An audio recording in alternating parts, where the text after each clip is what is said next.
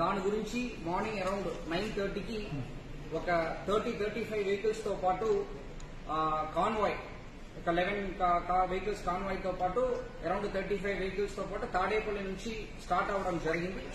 End route లో ప్రజలు ఉన్నారు. అది కాకుండా వెహికల్స్ కూడా అక్కడక్కడ యాడ్ అయింది.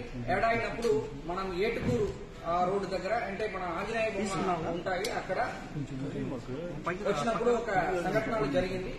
దాంట్లో ఏంటంటే మన చెల్లి సింగయ్య అనే వ్యక్తి లింగలాయపాలెం విలేజ్ నల్లపాడు లిమిట్స్ లో ఉన్న వ్యక్తి యాక్సిడెంట్ లో చనిపోవడం జరిగింది. అక్కడ జరిగినది ఏంటంటే AP 26 CE 0001 అనే టాటా సఫారీ వెహికల్, అది కాన్వాయ్ వాహనం కాదు, ఒక ప్రైవేట్ వెహికల్.